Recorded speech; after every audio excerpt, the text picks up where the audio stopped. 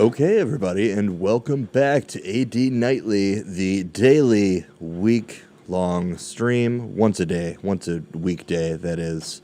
That's how long we stream for. And, yeah, it's Monday, so happy Monday, everybody. It's such a happy day for to be chilling, and, the weather got bad again. It was nice a little bit.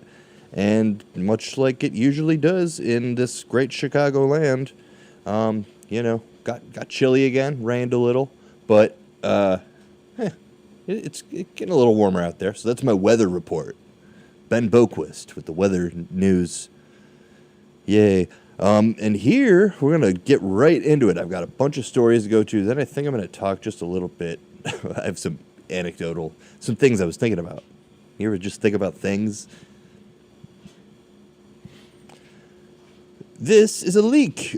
EU governments doubled down on penalizing privacy-friendly and encrypted messaging services with chat control bulk scanning orders. An updated version of the methodology to be used in the child sexual abuse regulation leaked by the news portal Context, with an E, reveals more details on the approach pursued by the Belgian Council presidency. The text doubles down on services that allow people to protect themselves. If services are used through pseudonyms, VPNs, encryption, or without an account, they will score worse on the risk scale and will be more likely to be served a detection order mandating scanning of all communications content. The same applies if a service allows users to use cryptocurrencies, or if it allows users to connect from another jurisdiction, like VPNs or TOR. If a service enables the, quote, direct sharing of context without using centralized servers via P2P, that makes it score worse because it would evade server-side scanning.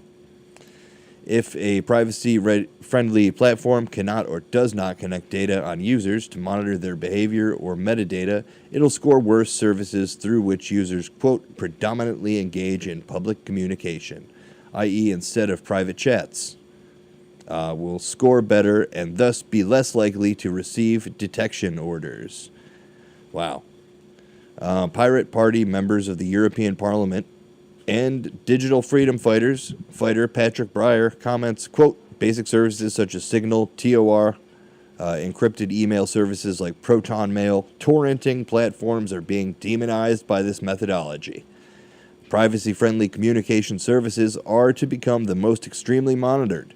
This leaked paper reveals most EU governments' push to mass surveillance and undermining encryption on services essential to citizens, NGOs, lawyers, etc. In contrast, the European Parliament approach would only permit the interception of conversations by people connected to child sexual abuse, while mandating many more safety by design measures than the Council only mentions in this paper, without making them mandatory. We pirates will not stop fighting for our fundamental right to digital privacy of correspondence and secure encryption. So yeah, scary stuff coming out of the EU. I mean, it feels like they're just a little bit behind the US. In that, as soon as we signed that Patriot Act, we're all kind of just surveilled.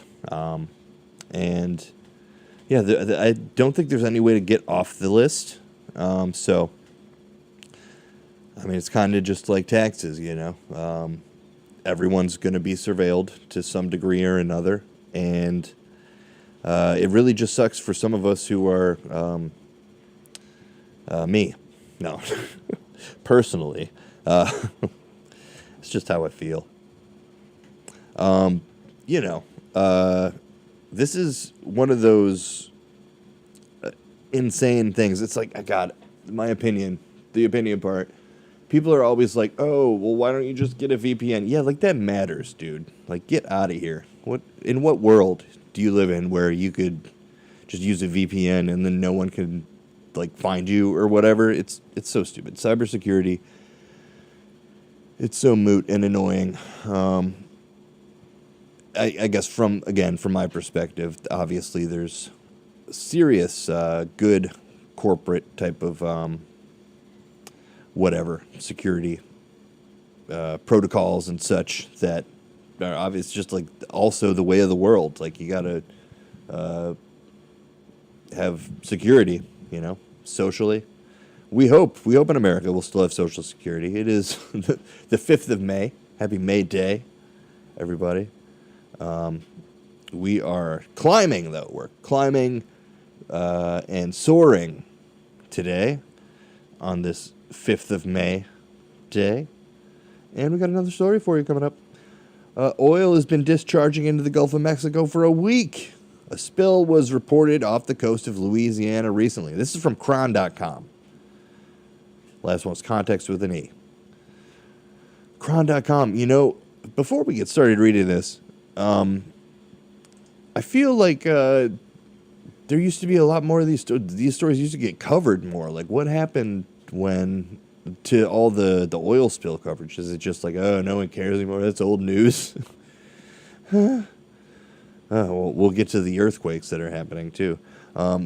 For more than a week, the U.S. Coast Guard has been attempting to contain what it's calling an uncontrolled oil and natural gas discharge off the Gulf Coast. The Gulf Guard on Friday said more than 165 responders are working with the Unified Command, which includes the Coast Guard and Louisiana Oil Spill Coordinator's Office, in the containment attempt.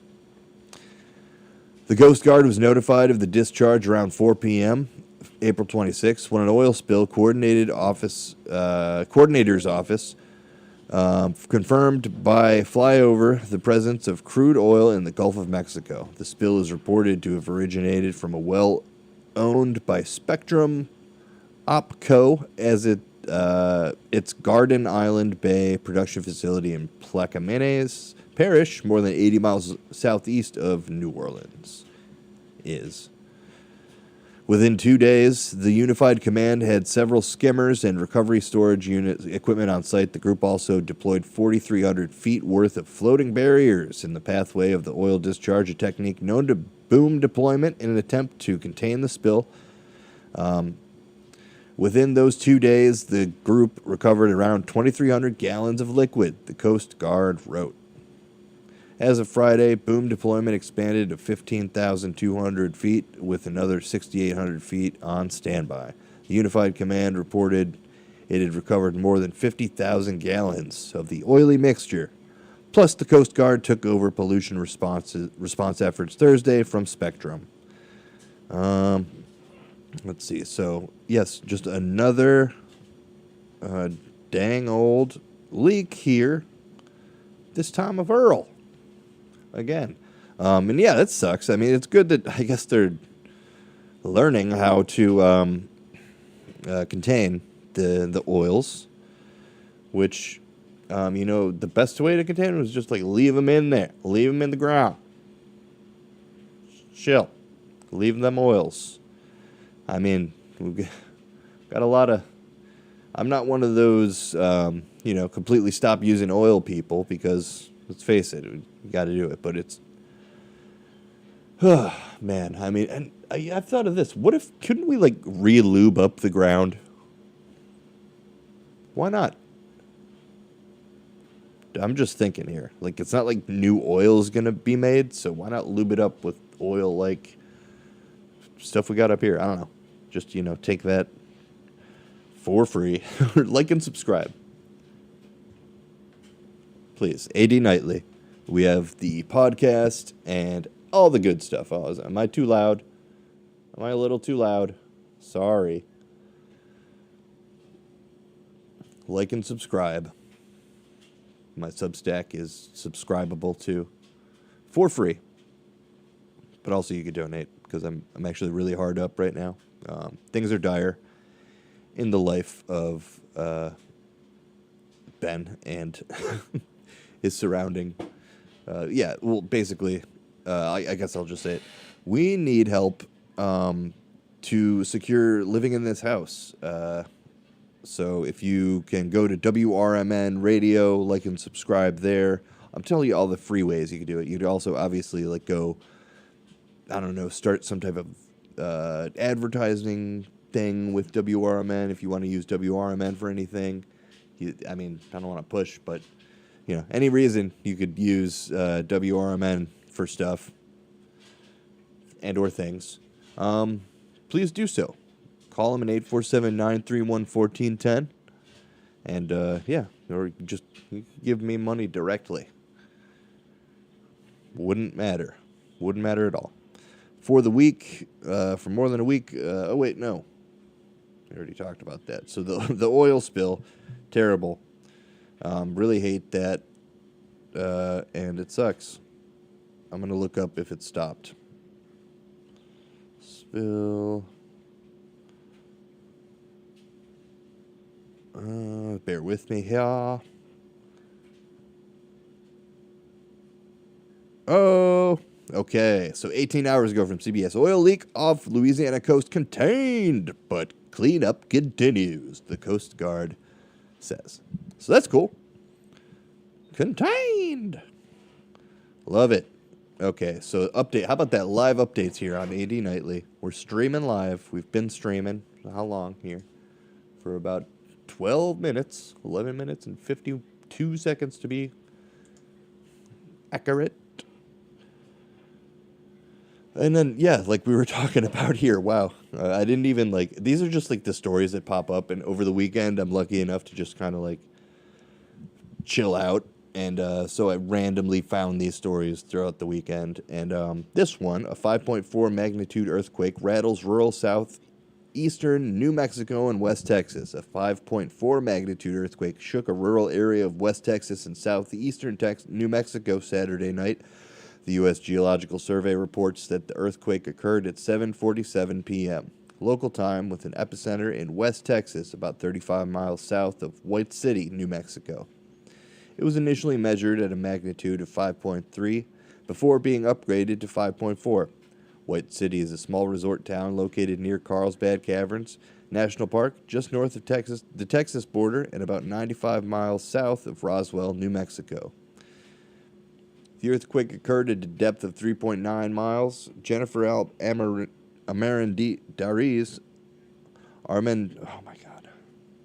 Armendariz, and an emergency manager for Eddy County, New Mexico, which includes White City, told CBS News in an email that although the earthquake was felt by many residents, there were no calls into either dispatch or my office for damage at this time. As of 9:45 p.m., the USGS felt report feature had received nearly 1,500 public responses. The large quake was followed in the region by two smaller 2.9 magnitude aftershocks. On the morning of April 14th, the 5.2 magnitude earthquake hit San Diego County and was widely felt across southern California, the northern Mexico. Seismologists said the earthquake was likely associated with a branch of the San Andreas Fault system. Wow. So again, earthquakes happen quite regularly, and it's one of those things, you could probably just coincidentally be doing a lot of stuff at the times when these earthquakes break out, like brushing your teeth or walking the dog or whatever, Febrezing the basement. But it's to me, it all, like I was saying earlier, it all kind of goes together, doesn't it? The first one, maybe not the first story, but the next two stories about oil leaks and then earthquakes. So, oil seems to be a large driver of a lot of the weather problems, natural disasters that we're having. So again, I'm not saying don't use oil, but can we figure something out to maybe keep a lot of it in the ground and be like, you could have this oil. I don't know. We do that with everything else. So it's a good idea.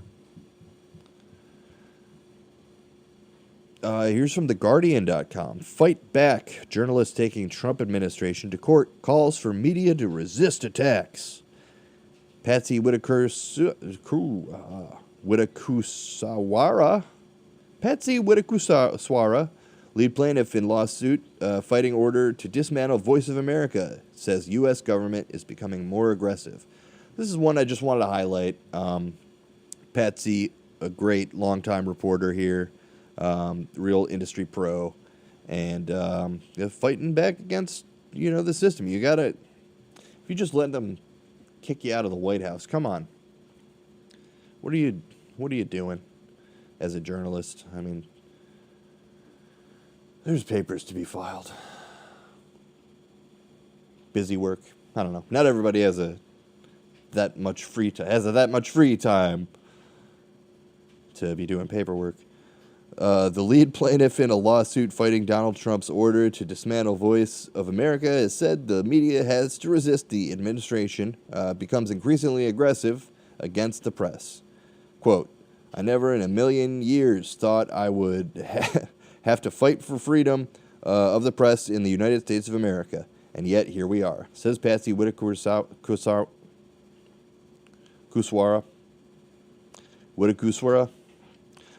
The White House bureau chief of the broadcasting network, journalism, said, quote, as journalism is under attack, it feels empowering to fight back. We need more people to resist and fight back, end quote. Kicked out of press conferences on multiple continents for asking pointed questions, Widakuswara is not the type to balk at challenging powerful leaders. In her 3 decades as a journalist, those instincts have served her well, and perhaps at no better time than now.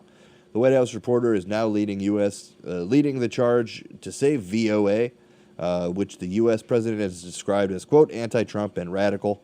In March, Trump signed an executive order that effectively cut off its funding via its parent company, the U.S. Agency for Global Media. Launched in 1942 initially, the counter-Nazi propaganda VOA is a federally funded international broadcasting network produced in dozens of languages that reaches about 350 million people around the globe. For decades, it has been seen as a form of soft power encapsulating the values of liberal America. But after Trump's order, its operations have been suspended, with virtually all of VOA's staff of 1,300 replaced, an immediate administrative leave, and about 600 contractors terminated. The lawsuit filed by Widakuswara,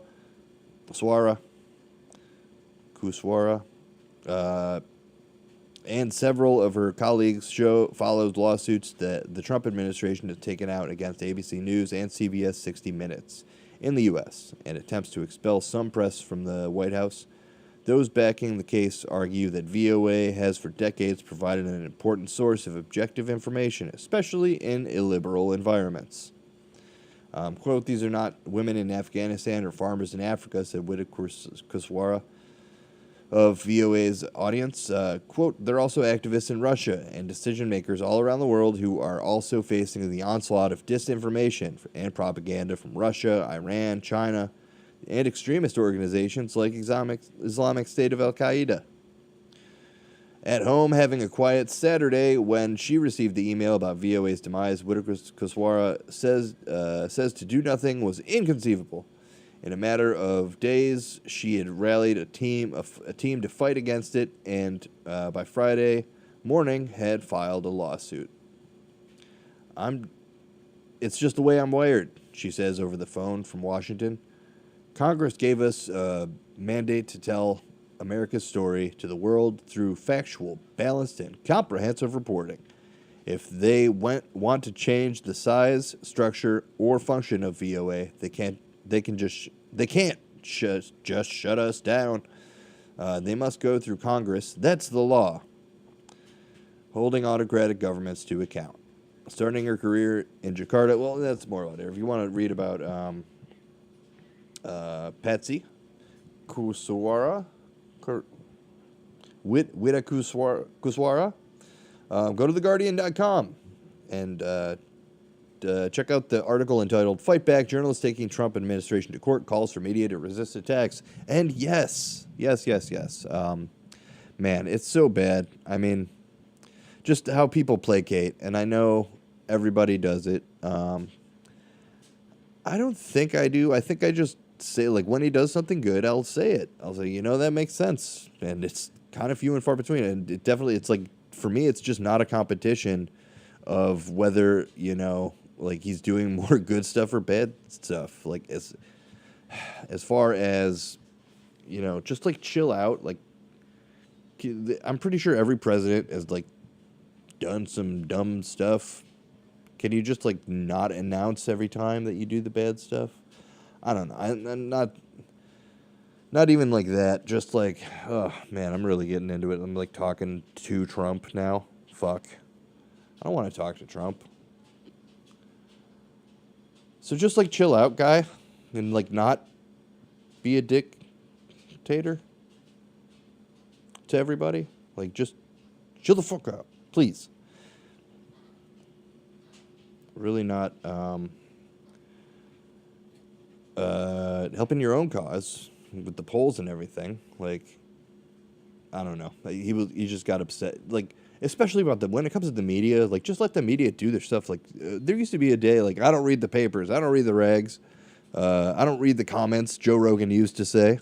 I'm thinking he is making some comments probably now. He's just like commenting on stuff, and every post he has comment. Like there was a golden age of social media, man, where every celebrity and politician just had a team, and they would put out dumb stuff, whatever, Happy 4th of July, they would say, and it would be like a GIF of the American flag waving, and yeah, like that was it. And then it was just generic bull stuff, and then funny videos and cat videos. Can we go back? Why can't we go back?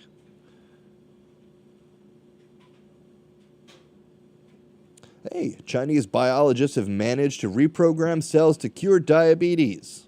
That's cool.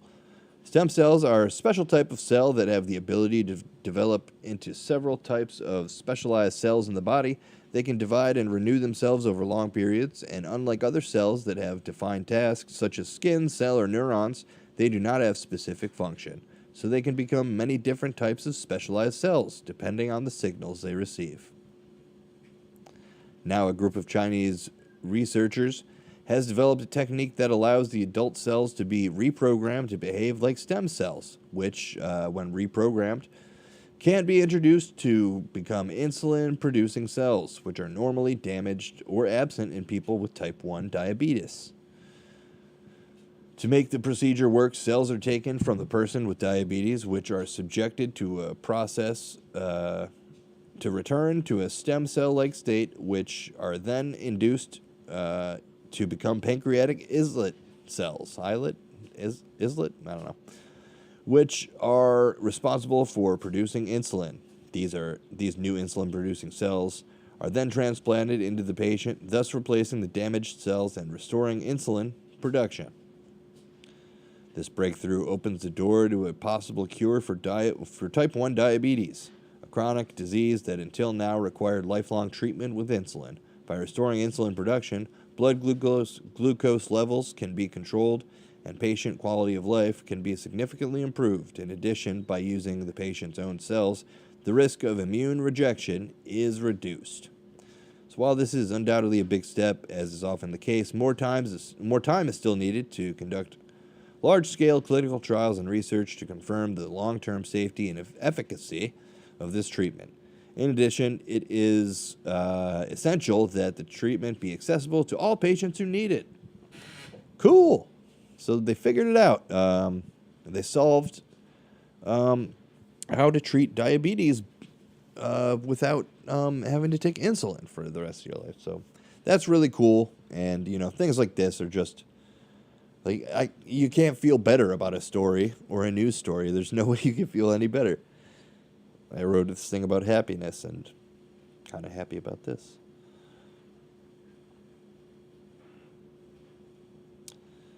And, that's it.